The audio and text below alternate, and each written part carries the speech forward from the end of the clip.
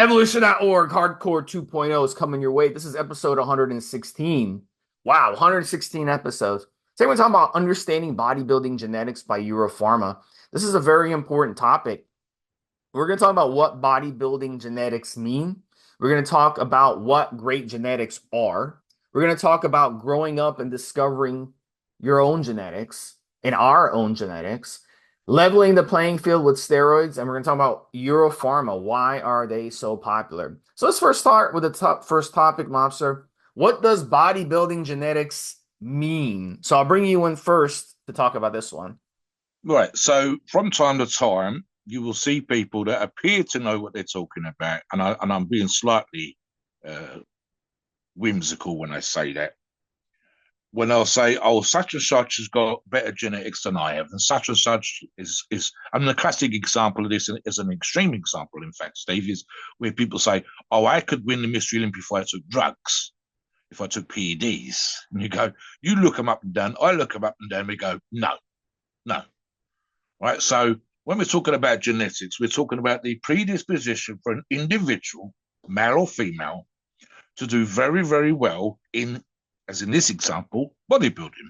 And you and I could talk about, as we have done, the commonalities in, and we're going to get to that in a minute, what we mean specifically by great genetics, etc. But the commonalities of the male or female muscular physique and knowing that that person's going to do incredibly well at bodybuilding. So without getting into the specifics of actual great genetics, and we'll touch on that in a minute, if a person has a six-pack in school, if a person who's got that six-pack is really, really good at athletics, is good at touch football, plays soccer, looks athletic, just fucking standing there, Steve, whether they're wrestling, running, doing track, etc., etc.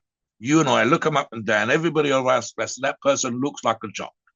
Okay, has good skin, clean eyes, white eyes, etc., etc., etc. Just generally looks fucking healthy, without seemingly even to try.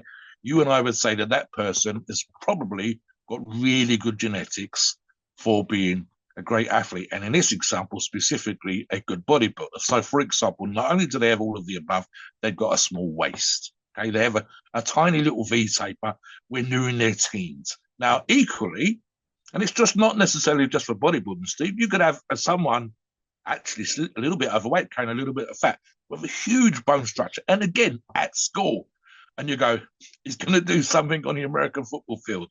That guy's going to be down the back there. He's going to be putting players left and right when he moves up the pitch. He might not run fast. He might not have a six-pack, but he's going to do some damage on the field. If we can get him into shape, if we can get him moving, he's going to destroy some opponents, right? We've got guys at school, again, just wrestlers, that go on to do professional wrestling, which is not even beginning the same sort of sport, really, but they're doing this stuff at school. And you can see that they're going to do well. You will have both male and female gymnasts, and their ability to know where, spatial awareness, Steve, when they're tumbling, when they're throwing themselves around, when they're on the beams, when they're on the rings, when they're doing whatever else, their ability to land on their feet without smashing their face into the floor first is down to their spatial awareness. And they just almost seem to have that innately. So there are certain genetic attributes that we can see. And even people that don't really understand what we mean when we say genetic attributes, and again, we're going to touch on some of these, will still say to you, if there was a Joe or a Jane at school that was going to do well in bodybuilding, I guarantee you, Steve, they'd be able to name them. And as an example of this, we talked about this on another show, I think. There's a story that a couple of my buddies have told me where they've taken someone, male or female, with them to a bodybuilding show. And they're not really into bodybuilding per se. It's not really their kind of thing, but they've gone to see what it's like, and they've gone with this person, keep them company, and just to check out what happens at a show. They've read about it, they've heard about it, but they've never actually been. And 9 times out of 10, just by looking at the people on stage, a person who has no great interest in bodybuilding at all will still be able to pick out the top 3 in each class. They will know innately what a physique is supposed to look like. And specifically for them, does this person have that kind of it factor? And the it factor, the genetics, is part of what we're going to get into. I mean, we could talk about genetics for certain sports versus bodybuilding, and we know what they are too. It's kind of weird in that people that don't even know what genetics are and don't really follow bodybuilding will understand specifically what they are. And you and I are going to touch on what these are in a minute. So, what do you think on that before we actually talk about what good genetics for bodybuilding would be?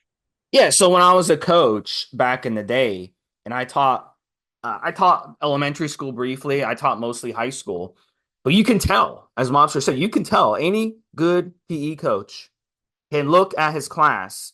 Say there's 20 people in the class, and pick out the most athletic kid and the most non-athletic kid, and they can tell. Some kids, they're more fast. Some kids have more athleticism. Some kids have more muscle versus fat, even on a poor diet. Some kids can jump higher. Some kids are stronger than their peers, even though they weigh like 50 pounds less. And on the flip side, some kids don't have any sort of athletic genetics for sports, but they may be gifted with computers, or they may be gifted with math, so they might be more gifted in the classroom. There's a few people out there, a low percentage, who are great both at academics and athletics, who seem to be able to succeed at everything they do.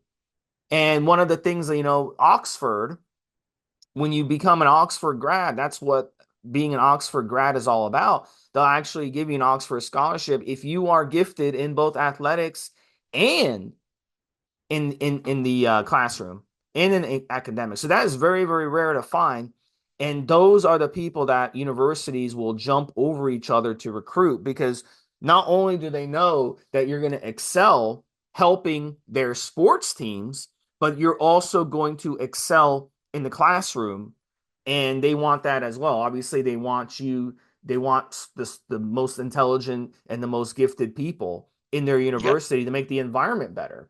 So at Yes. the end of the day, look, when here's the thing too, when you get older, competition gets more stiff. So that kid in elementary school may be the most athletic in his class of 20 people, but once he gets to middle school, there may be a kid that's better than him. Once he gets to high school, there may be two or three kids better than him in the class. And then once he gets to college, now he may be even with them. He may no longer be in the top. He may be in the bottom 50%.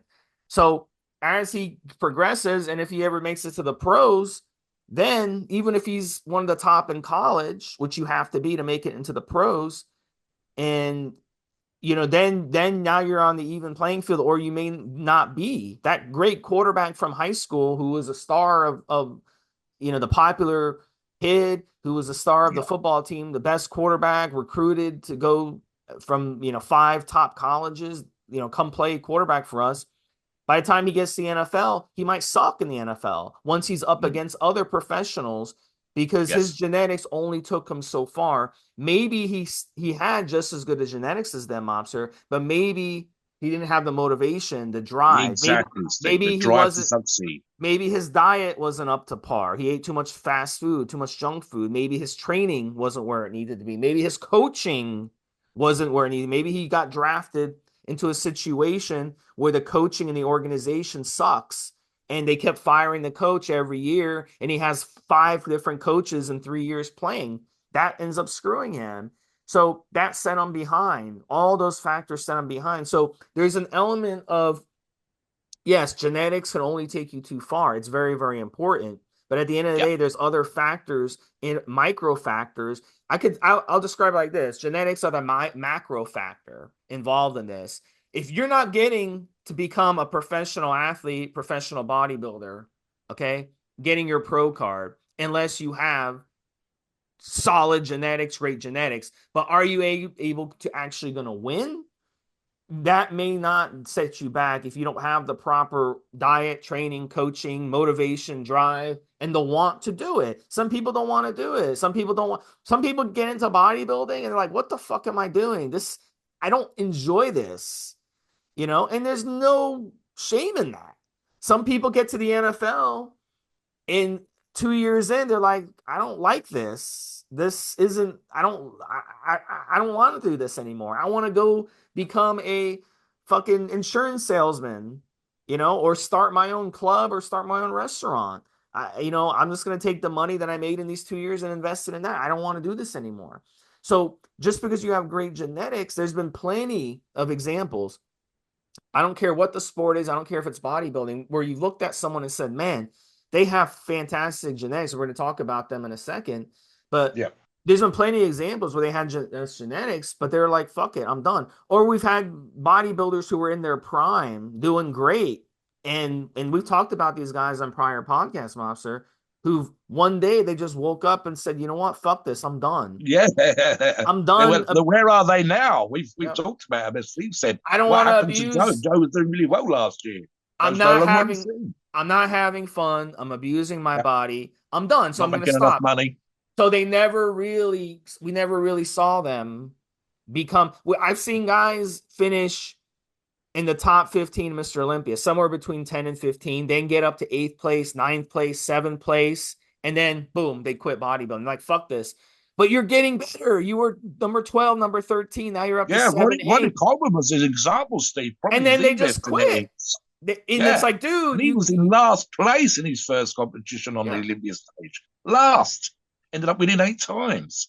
Listen, guys, I mean, I'll touch upon very briefly two things, right?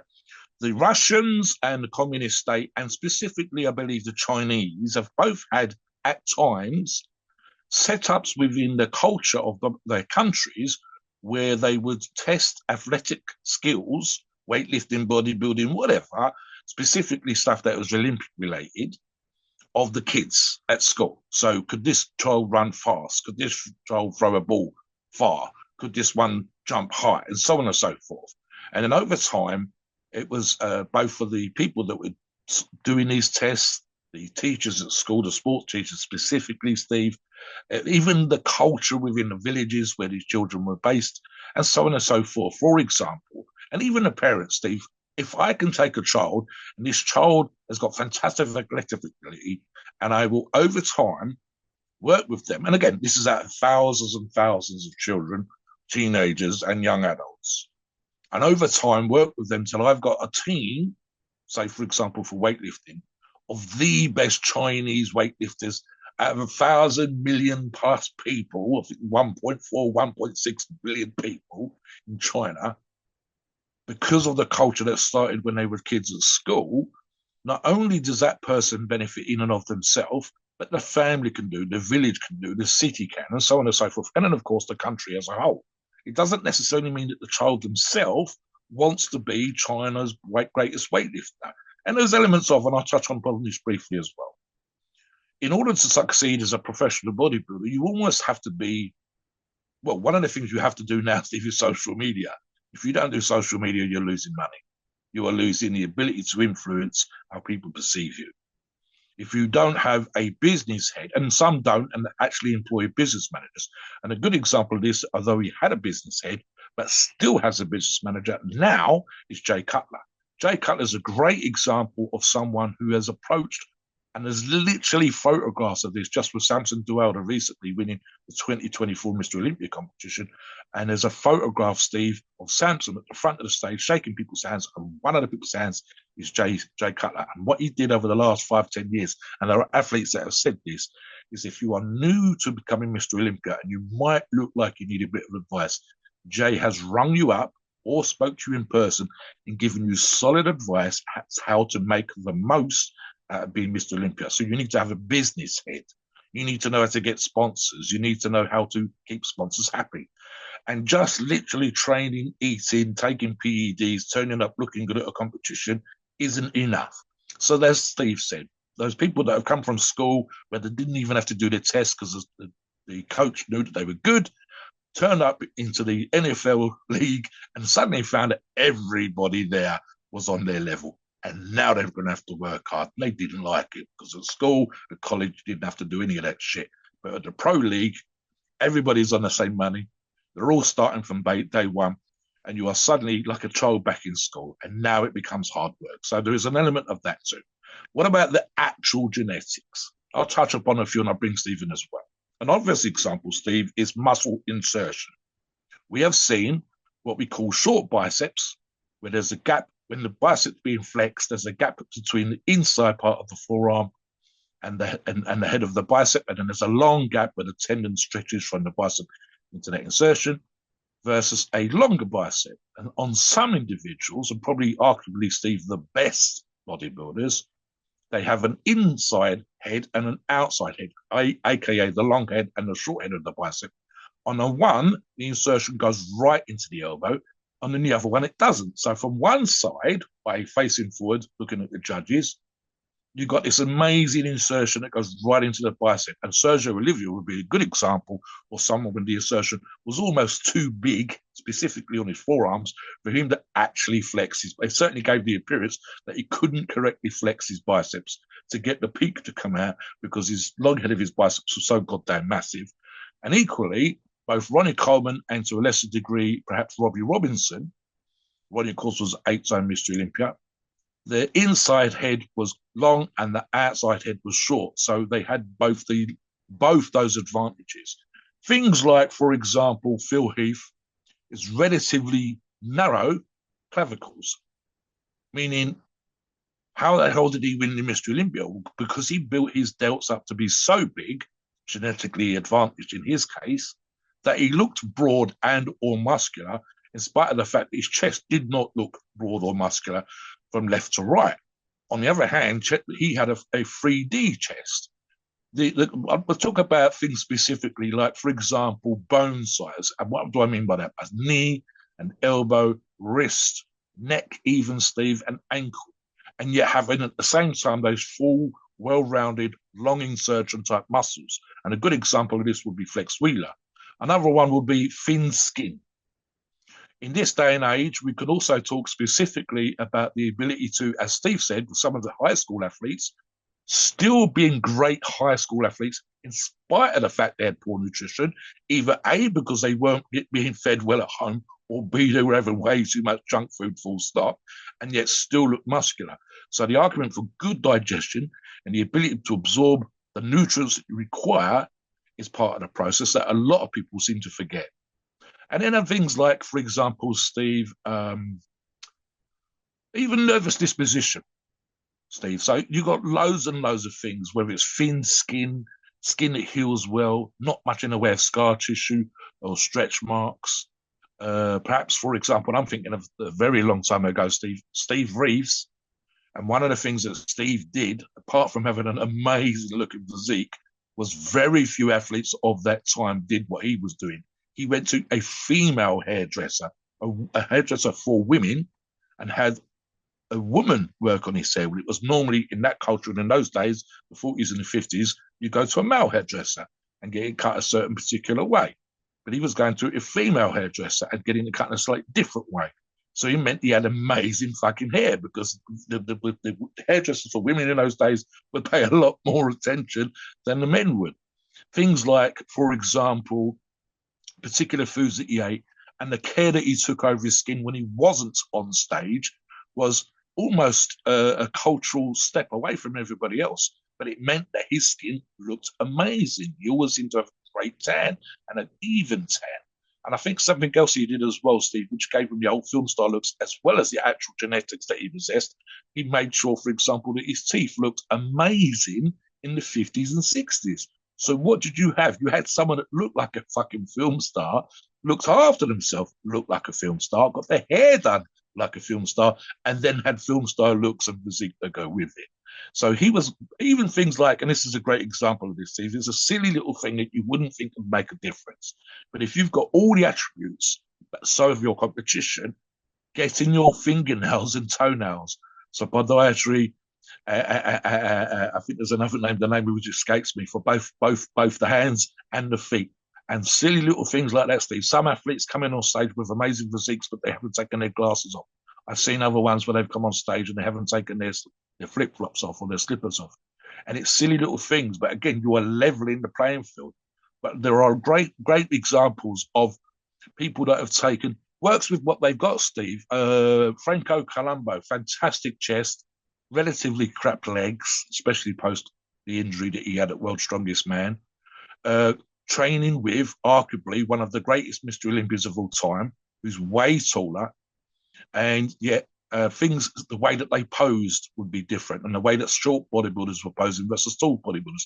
So there's things that are part of that, whether it's the physical genetics, and there are things that you can do with what you've got. What do you think about actual bodybuilding genetics, Steve, when we get into that as well? Yeah, I'm going to take it a little different angle with nutrition. You brought up nutrition. Not everyone can tolerate the diet load that's required to be a top level bodybuilder.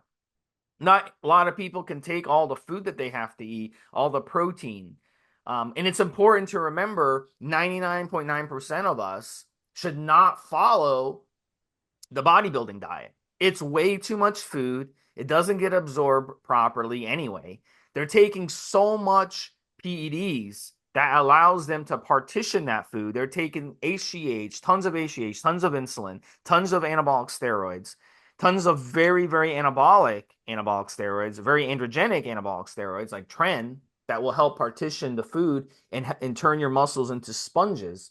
So they're taking all that. So if you were to follow what these bodybuilders were eating, you would end up with major health problems, major gut problems, digestion problems, constipation, other issues where you're not getting enough fiber. So these guys are taking tons of supplements, tons of fiber supplements, things like apple pectin and psyllium husk and all this stuff. So they're taking so much shit, all right, that they're able to tolerate it. And not just that, but all this shit that they're taking, all these supplements, all these steroids, the HGH, the insulin, they can tolerate that as well. Yes. They can run grams of gear And they and tolerate it. But like if I was to run tren, I run tren before. If I run 300 milligrams of tren, I get a shit ton of side effects. Just 300 milligrams of tren. If I run 400, I feel like I'm dying. If I run 500, it's like, no. The most I've ever run is 400. I felt like death on it. I hated it. I felt like shit all I want to touch on that just for a second here, Steve. And I think Steve brings up a great point. Really, really good point. And I should have mentioned this earlier. I've written this down, Steve, while you were talking. PED affinity. I don't want to get too much into the receptor side of things, but here's the thing. As Steve quite correctly says, why is it that some athletes can take a shitload, grams and grams of gear, grams of testosterone, high amounts of insulin, high amounts of growth hormone, and not get ill? In fact, actually blow the fuck up, Steve. Just become even more muscular and bigger than they did before. Whereas others, the gut starts to stick out. They get really oily skin. We've talked touching upon very briefly. There's a sort of receptor affinity, receptor clear out, and so on and so forth. We have had, and we're going to talk about this in another show, a professional bodybuilder on our forums who unfortunately passed away. And I wouldn't go anywhere close to the amounts that he's taken. Both Steve and I have never really run high amounts. I don't think Steve's ever run much over a gram. I've barely gone over a gram. And that was probably in my last cycle, or the cycle before. Never really gone that high. And yet I've ended up with the strength that I have. Steve's done fantastically well. We're going to talk about our own genetics in a little while in terms of his response to, given his stature, and I'll josh with Steve a little bit, his lack of height. He's not short, he's just shorter than me, versus my much taller, and having to fill out a bigger a frame filled up with all that much more space when I was younger, for example. And still ended up doing similar numbers to Steve ultimately on bench press. So here's the thing, guys, and we don't want to hammer this point too much, and we will talk about how you can kind of level the playing field a little bit. One of the things that I've had this actually asked of me, Steve, and I want to touch upon this point as well. Right, so it comes partly down to the PEDs and the idea conceptually that PEDs will, if I took drugs, I'd look like you. No, that's number one. Number two, I probably have worked at times fucking hard, and I know Steve has as well. And that is, just be fair, Steve, the kind of training that we've done at times has been positively brutal.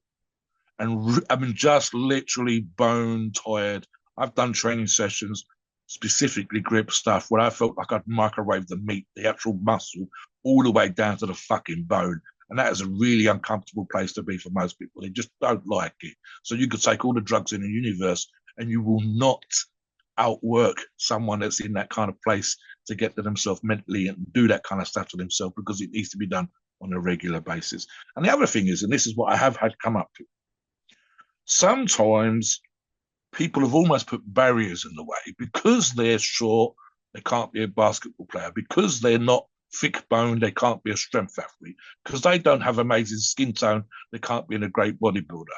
And if you have that mindset, what you just said is true, because you will not succeed in bodybuilding.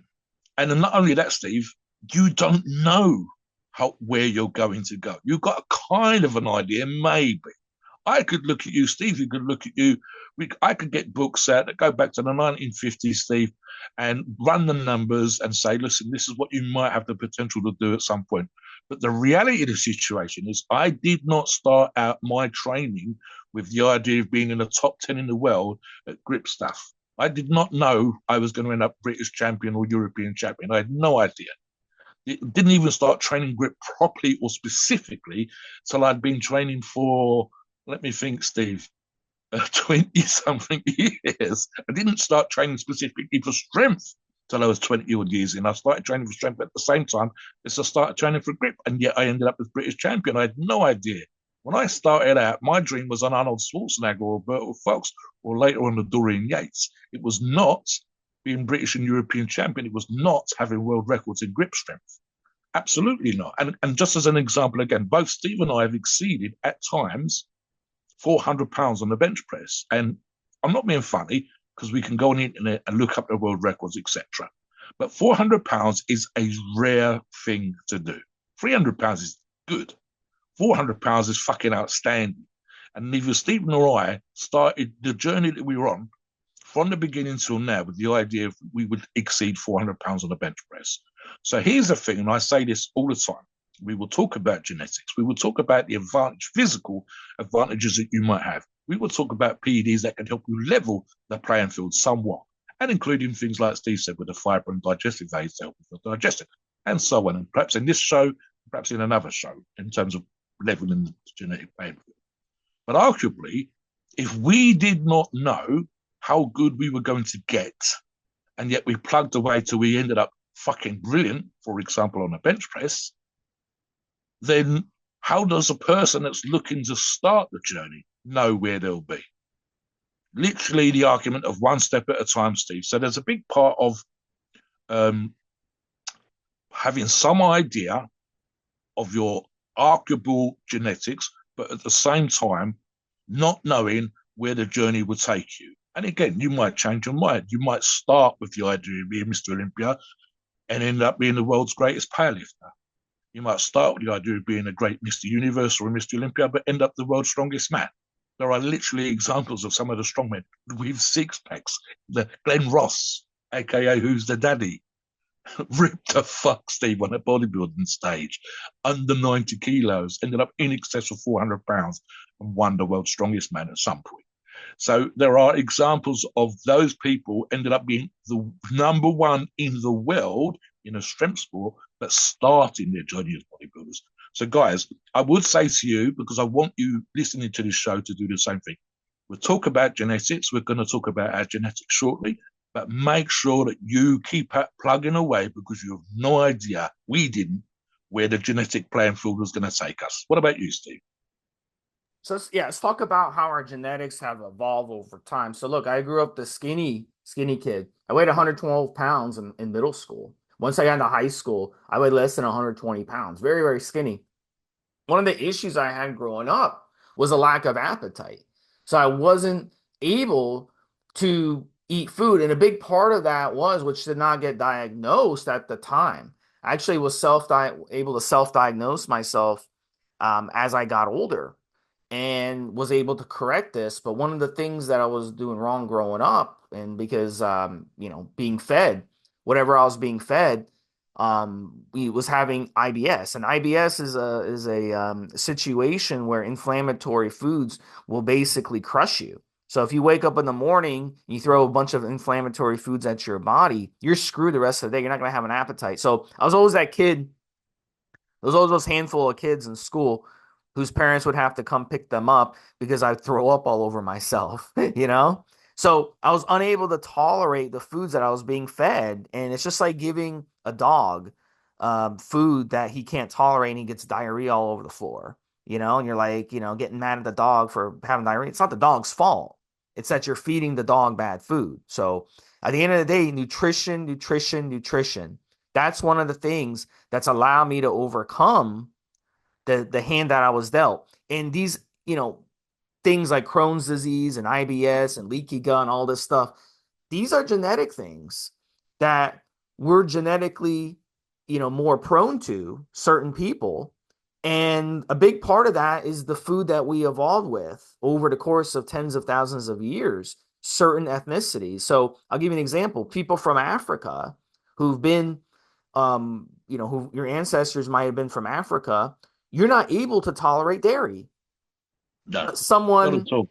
No. north of Mobster, where Mobster is up in Norway, Much better, yeah. Sweden, they can tolerate dairy much better. So you have to identify that and be like, look, and because we're so ethnically mixed, you can do those DNA tests and see a lot of you are genetically mixed. You might be 10% from Africa and 50% from Sweden. Well, you could still be very dairy intolerant in that case because the genetic, even that 10% genetic could overdo that 50%.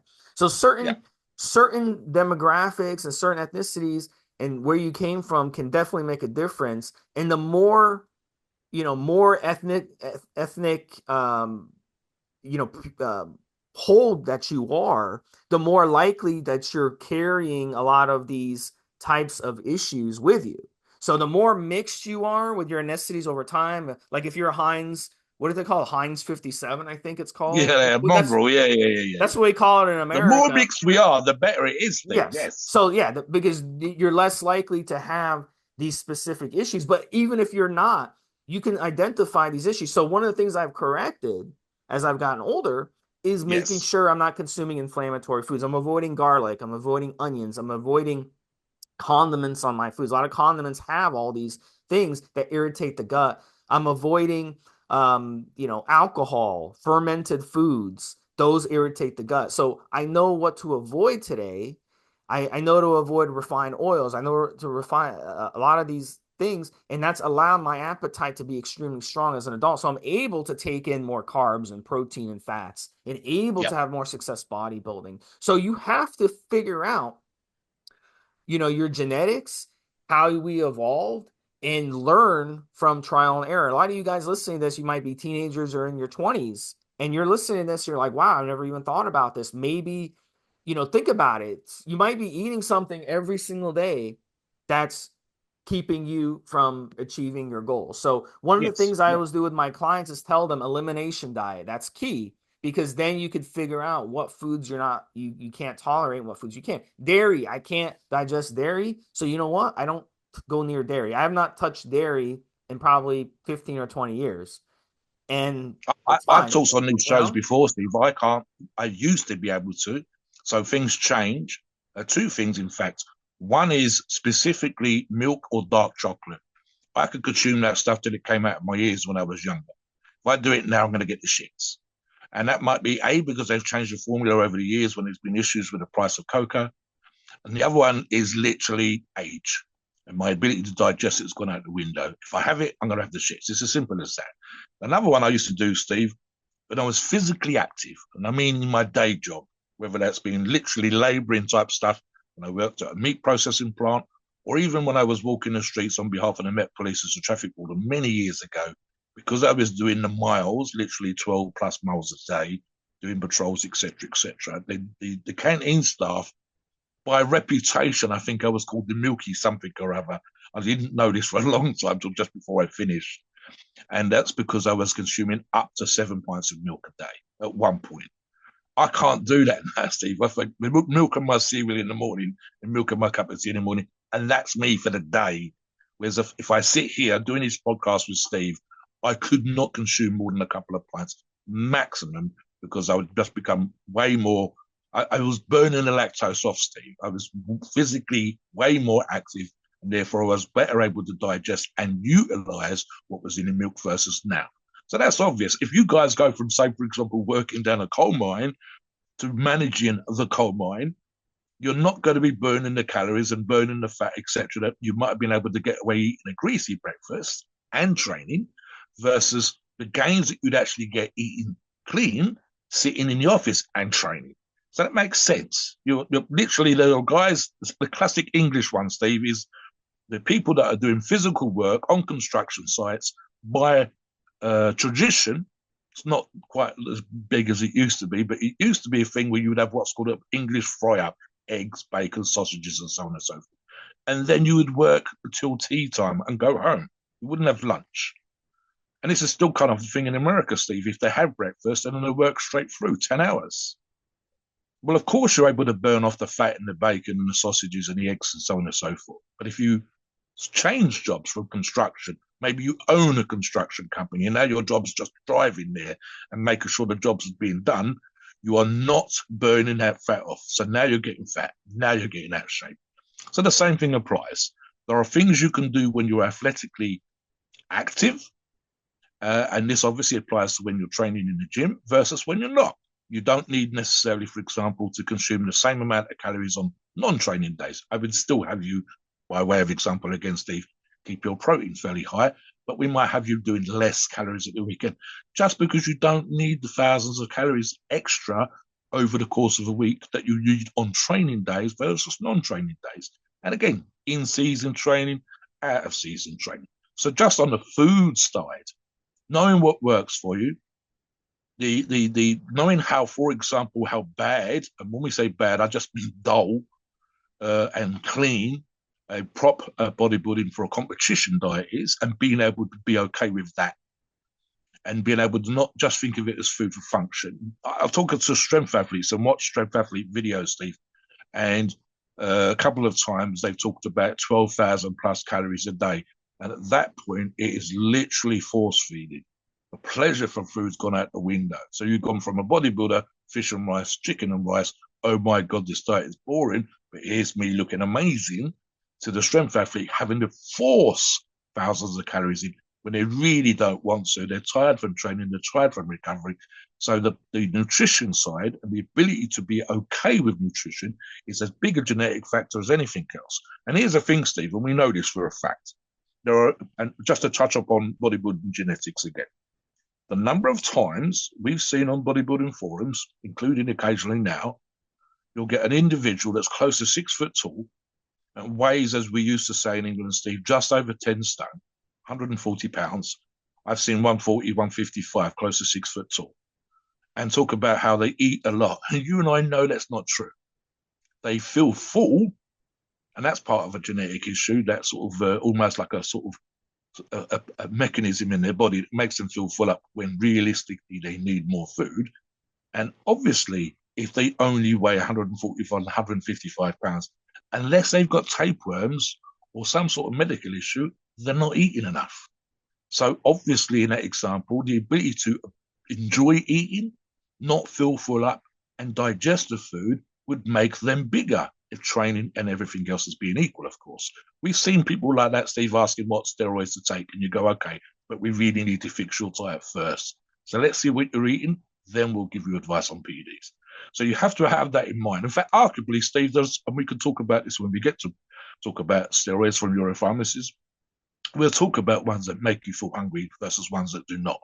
So it's an important factor, guys. You have to understand the things that you might need to do to correct skin issues versus being genetically blessed, digestive issues versus being genetically blessed, and even the ability to withstand enormous amounts of work in the gym, especially those guys of you that train with the volume approach. I don't think I could do the sheer amount of volume that I've seen, including our former pro bodybuilders, Steve. Some of the volume those guys do, 25 sets of body part, would fucking annihilate me. So my ability to train with high levels of volume is, compared to theirs, non-existent. But for other people, that might be a starting place. They might do incredibly well. I've seen very rare examples. The late Jolly Fuller was a British bodybuilder, and I think one of the things that their magazines reported at the time, and I believe it was true because I think he's spoken about himself after the magazines, but before he passed away, I'm not sure if he's still alive, was he was doing 32 sets of 32 reps. I think Serge Nubret, I believe, might still be with us. I'm not sure. Was another person that would quite often train for 4 hours with hundreds of repetitions. And even the late Sergio Olivier, the original Sergio Olivier, the Mr. Olympia, two-time Mr. Olympia, was again a high volume person, and yet looked absolutely fucking. Sergio's a very good example, Steve. He was working down a steel mill, doing 10-hour shifts, which is again what we say in the United Kingdom, proper graft, actual physical labor. And then it wasn't unusual that he was also eating a lot of junk food to compensate. Coca-Cola was one of his pre-workout drinks, just for the sugar and the caffeine, I suspect, and pizzas, and still looks absolutely fucking amazing by doing some crazy workouts with high volume to go with it. And again, for most people, that steel mill work would have been enough. The idea of going to the gym and then doing the volume of work that he did afterwards would annihilate most people. But again, he was incredibly genetically blessed. So you have to work with what you've got. You have to understand some of these factors. In fact, arguably, Steve, if we get you to come on the forum and put down the logs, we can do this with photographs, we can do this with tape measurements, we can do this with scale weights, we can see what you're doing with your food, we can see what you're doing with your nutrition. And then, for example, if you are naturally an ectomorph, which tends towards the skinnier, I would actually have you calm the fuck down, sit down more, and do lower volume work versus someone that's naturally muscular, say, for instance, someone that's more predisposed towards fat. And sometimes the training in and of itself and the nutrition in and of itself for each of those body types needs to be different. Someone that's naturally predisposed towards fat and the large bone structure will not do well do training in exactly the same way, for example, as someone that's an ectomorph. So these are, again, understanding your genetic attributes and working with what you've got, compensating for where you lack perhaps certain specific attributes, and working in that particular direction. I want to touch now on, Steve, with yourself and myself. I started at 6'3". I was probably close to that height when I started when I was 15, let's say 6'1", 6'2", but I maxed out at 6'3" about a year later, so age 16, I started at 15 training. I do have some numbers, which I've mentioned on other shows, that when I was 18, so I've been training for 3 years, I was roughly 175 pounds or 12 and a half stone. That's about a pound under 80 kilograms. And according to the height weight charts that were available at the time, I was exactly where I should have been. So arguably, I was average. I actually think in the photographs I look kind of skinny from that time, Steve, wearing, I think, a shirt and a tie, etc. For my 18th birthday, I was working in an office, and my arms looked like pipe cleaners to me. Maybe the height weight charts are correct and I didn't see it. Maybe it was dysmorphic, but I was definitely in that particular thing. So what about your own genetics in terms of, Steve touched on this earlier on.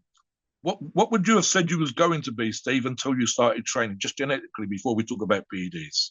Yeah, so one of my things too, which really hurt, I've always loved powerlifting. That's always been my gift, but injuries ended up screwing me. Some people, it's just like in the NFL, you get a great talent and come out of college and get into the NFL, they kick ass their rookie year, then they start getting injuries. That was my issue. I started getting injuries. And then when I blew out my shoulder, that was it. And so some people are just not built, you know, where I can, I can prevent these injuries from catching up to me. And I never thought, because when I was younger, teenager and 20s, I never thought about injuries, because I'd always get a little injury and I'd heal, little injury, heal. But once you get older, the wear and tear on your body, it doesn't become so easy to come back from injury. So that was really what kept in my way. And I think that's a big factor too, Mobster. We see some very talented professional bodybuilders who look like they're going to be top 3 Mr. Olympia. And then you find out like a few months before, boom, they get injured. And then they have to sit out the Mr. Olympia. So injuries are absolutely a big part of the game as well. And that's something. And I think a big part of it too, Mobster, is when you're type A personality like we are. We don't know when to stop. So we'll keep training through an injury. We'll push ourselves through an injury. We'll push through pain. Like literally, I had inflammation going down my arm, and I'd still go in there, and I was benching over 400 I've pounds. learned to be better with it, Steve, but you're right. There's still times when I'm Well, like, you shit, end up being, you get forced to be better at it, yes, because that's probably true. waking up in the middle of the night with your entire arm numb, now, because you never can't mind feel before. it, then you learn, you know what, this isn't worth it anymore. So that's the big deal. So let's get into steroids. and talk about some of these Euro Pharma steroids that go. And look, steroids are a great way to help even the playing field with your peers who might have better genetics. Absolutely. Like if you work out with a buddy of yours and he's ahead of you every step of the way, he can always do 5 or 10 or 15 pounds more than you on every lift.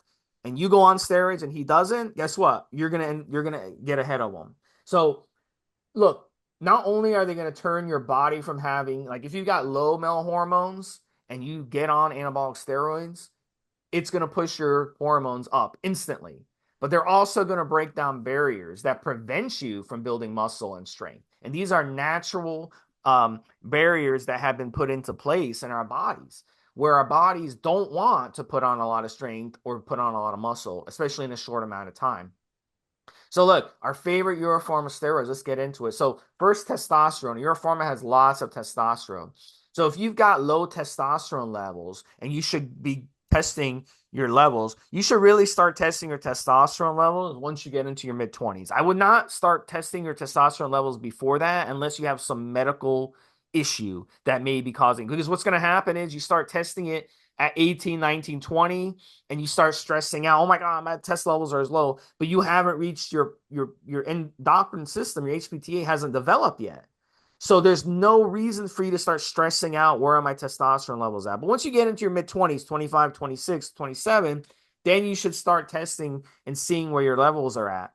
And as you get older, especially, you get into your 30s, you get into your 40s, you get into your 50s, you really need to be testing it. And if you have low testosterone levels right off the bat, getting on testosterone will reverse that. That's the easy part.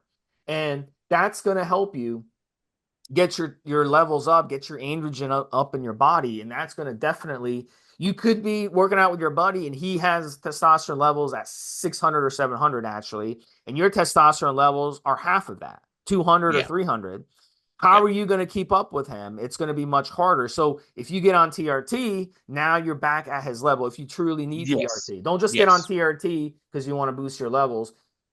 Don't just as an example, Steve, I'm 60 plus years of age, and I would argue I have some genetics for the size that I have, and some obviously years of training to help me. But if I was an average Joe that went to the gym just to stay in shape, then the argument becomes I am that much easier or more capable of staying in shape if I'm doing 200 milligrams, for example, of testosterone cypionate from Euro Pharmas versus not, for the reasons that Steve's just stated. It's as simple as that. Typically, a man of 60, 65, 70, 75 years of age, women too, would lose muscle. Now, of course, they don't train. They're not eating to maintain muscle. And their testosterone levels, men and women, will drop off. So once straight away, we are leveling the genetic playing field by making sure that we optimize our testosterone levels, as Steve says, by using TRT, or in the case of women, HRT. That makes perfect sense. It's a great example, again, like Steve said. Let me give you a couple here just for the food side of things.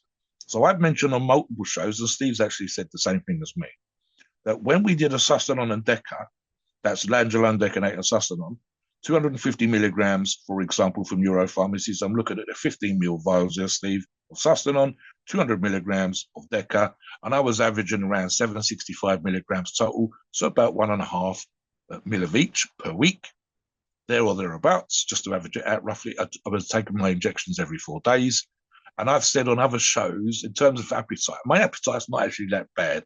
I tend to be ticking over normal amounts of food in the morning, normal amounts of food at lunchtime, and then for whatever reason, I'm that much more capable of eating a lot more food at the end of the day. But when I was doing Sustanon Deca back in the day, Steve, as I said on multiple shows, my body weight would fly up, number one, from 280 to 300 pounds. Number two, I was thinking about the food in the next meal while I was eating the meal in front of me. My third meal, my second meal of the day, whatever, I was thinking, salivating at the thought, i.e. feeling hunger at the idea of the meal to come. Normally the situation is that you're eating, you'll satiate your hunger. You're suddenly a little bit less than what we do. What about you, Steve? So I've done that, for example, with regards to the dosages, but for me, 8 to 12 weeks on a Sustanon Deca cycle. I know that your appetite was very similar to mine. And what about trend fucking with your appetite? Yeah, so let's go over a trend. Look, this is the top steroid on earth for boosting your androgens in the body, turning you into a machine with strength and mass. Also, we've seen people have amazing recomposition transformations with this steroid. So, common dose with trend would be 250 to 300 milligrams a week, but the pros obviously are going to run more. There's a handful of oral steroids, Anavar, Winstrol, and T-Bol. These are great cutting oral steroids, and you can run anywhere from 25 to 50 milligrams a day of those and go 5 to 6 weeks. If you want to go the oral route, you can run them solo or you can run them in as part of a stack. You can use them to finish a cycle. You can use them to start a cycle. Masteron and Primo, if you want more cutting options, these are cutting injectables. And a lot of people will run them at between 250 and 500 milligrams a week for 12 weeks. And these are really, really good if you're looking to do more of a cutting and hardening effect in the body. Primo's a great genetic leveler, Steve, because you're holding on to muscle tissue while you're dieting. So, in other words, instead of losing fat and muscle, and it's always going to be a small degree of that, you're way more likely to retain more muscle on Primo while at the same time. And the oral steroids that Steve just mentioned don't boost your appetite. That's another reason why they're actually useful as cutters. So again, you are leveling the genetic playing field using the right Euro Pharma injectable or the right Euro Pharma or SARMs or peptides, because you have chosen correctly for what you're about to do, whether that's boosting appetite for bulking up or reducing your appetite and or retaining onto muscle tissue while you're cutting down. Back to you, Steve. Yeah, and look, Euro-Pharmacies, they have it all. You can go come on the forum and check out their different products. And really, at the end of the day, these anabolic steroids, they can definitely, take you to the next level. Let's say you have bad genetics. Let's say if we go 0 to 100, right? And you're at 30%, which is below average. Average genetics is 50. 100% is going to be top three Mr. Olympia. And then 0% is going to be the poor fuck that, they just look like shit no matter what they do. So you're at 30%. You can actually move from 30% to 50 or 60% using anabolic steroids. If Yes. you're at 60% genetics, you're like slightly above average. I think Mobster and I were somewhere A between, little bit. There or thereabouts, yeah, I I think. think we're Now, somewhere between 60, 70, 80%, probably in genetics. now, yes, yes, But yes. if mob like me, without using anabolic steroids, I would have never been able to bench at my weight and my height. I would have never been able to bench over 400 pounds or squat over 650 pounds or deadlift over 400 pounds with correct form without anabolic steroids. It would have never happened. I probably would have been able to get to maybe 300 or 325 naturally, but 400, over 400 for reps would have never happened with anabolic. So that's an example. The anabolic steroids can move your genetics up by like a third or a quarter of where you're at and keep you, and put you ahead of your peers of where you're One of at. the big arguments, Steve, that's been said when it comes to professional bodybuilding, because we are, of course, talking about bodybuilder genetics. I think Steve's used the phrase of chemical warfare at the top level. Every single person of 18, 19, 20 athletes at the open class on the bodybuilding stage at Mr. Olympia has great genetics. There's no basketball, 7 foot tall basketball players or people that are really, really good at golf or people that are fantastic target shooters, etc. Every single person there's blessed with bodybuilding genetics, some more than others, but to a degree compared to the general population, outstanding. So they are in that very small percentage. So the chemical warfare aspect, as Steve said, it comes down to some can do incredibly well on small amounts, and some will need to take large amounts to level the playing field. And this is where, at that level again, it becomes that particular issue. And that's why we also touched upon earlier in the show when we said about the ability to withstand vast amounts, or, as I just said, do incredibly well on relatively small amounts. I would argue that almost every single person on stage is still using more than the average gym money, male or female. One of the things we've talked about, which is a argument for professional bodybuilding, we've said almost certainly, I'd say 99 out of 100, Steve, Mr. Olympia type competitors, top professionals, would be using some trend at some point in their career. And to the better end, arguably, 99 out of 100 will be, and I'm talking about all Olympia type athletes, fitness figure, you name it, are going to have trend there somewhere in there. What do we think, Steve, about Euro-Pharmacies' ability for products, just in general, and helping people like the listeners to this show, reasons why they will help level the genetic playing field? I'll touch on this just briefly. Steve and I have talked about Euro-Pharmacies again and again, and we say the same things regularly, but let's just use it from the genetic playing field argument. Okay, you have the ability using Euro-Pharmacies to use the same products, Tren, Dynabol, Anavar, testosterone, all the different esters and derivatives, etc., all the peptides, all the SARMs, all the growth hormone derivatives, etc., as top professional bodybuilders. You have a company, a source that's producing reliable products. On the rare occasion they've tested fractionally under, lots of times they've tested fractionally over. This is an independent third-party testing as well as their own lab testing in and out of the lab. So what do you think on that in terms of what being able to get the same advantages as top professional bodybuilders using Euro-Pharmacies products? Yeah, and Euro-Pharmacies, look, they have everything you need on cycle PCT. They have top quality products. They've been vetted, 99% pure. The products are just as good as the stuff you'll get from a pharmacy. They're that high quality. And they've been around for over a decade for a reason. They've grown popularity. They have excellent reps on the forums to help you. They have great customer service. They have easy payment options. So come on the forum and check out how to get Euro Pharma and stop being average. You have the opportunity to use these products safely. Listen to these podcasts. We're not telling you to go run grams of steroids here. We're telling you good quality dosing, but you have the opportunity to get ahead of your peers and do it safely, as Mobster and I preach and as Mobster and I do. And this is a great opportunity for you to, kind of get your goals to the next level, and learn from each other. Come on the forum, do a log, and look at the other logs and watch what people are doing. We've got guys competing. Copy people that are successful. Yeah, definitely. And part of their success, number one, is using high quality gear. So if you're not using high quality gear, don't even bother. So Mobster, finish this up. Come on the forums, check out the training, look at the logs that Steve talked about.